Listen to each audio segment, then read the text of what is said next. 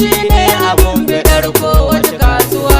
Ilahu ka sa har sahabu masu rike garkuwa. Sharifai in ga kuna sani bani da damuwa. Yau sharaɗin gaisuwa ake duka mu furfuto. Mai ladabi gun Batulu Zara umarar uwa. Da shehi Jelani zan yi linkaya in fito. Tijjani tabarrukin ka ne muka so ambato. Dan kodi gani nan a turbar ka da karkato. Barhama kamar tasarrufi inda ta karuwa. Ga wata ma sabuwa Batulu ki amsa kwarai. Yarda na taso na jittira har na tsaya sarai. In yi yabon martabar ku zacin ku jiki da rai. Dan kadarin naji ya kusar min da jini uwa.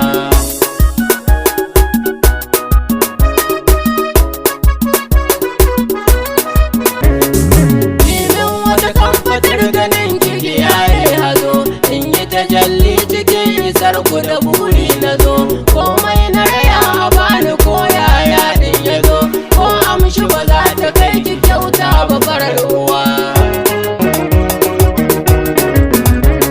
Ku ɗaukan aiki cikin gidan ku yi min taimako. Ku samun yunifan da za a gane ni da sammako. Gidan ba datti gare ba ba a walar da ko. Bare kura har da hau jikin mu muradin uwa.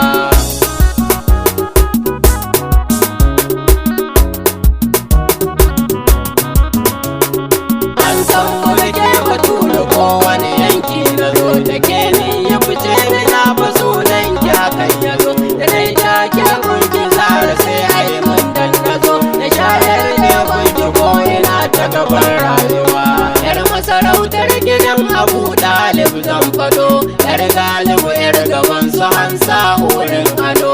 Mai ya tuce zara-zara daidai gwargwado. Yayan sauwan idan ka mita gefen uwa. Yau sharaɗin gaisuwa ake duka mu furfuto. Mai ladabi gun Batulu Zara umarar uwa. Riganyar hankalin ka bita gun mai gida.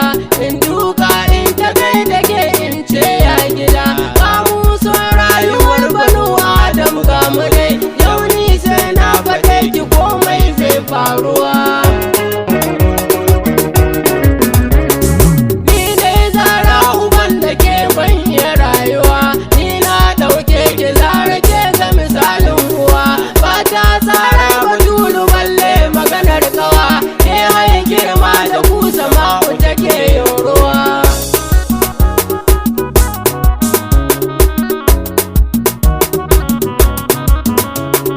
Karin gane Batulu kar na ji karin gani. In je kyale ni Zara zan samu hawan jini. Ki ɗauke mana hankali yau in yi farin gani. In ganki ganin da bai da bai babban uwa. Kai ku sani dai Batulu ce ta gaban yadata. Mai wani girman da ke shirata sai na faɗa. Kuma ita ce garkuwar halittu ma inda ta.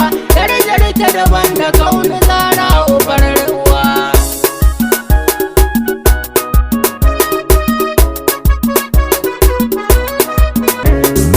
Mai wani haske da walwali in har ta fito.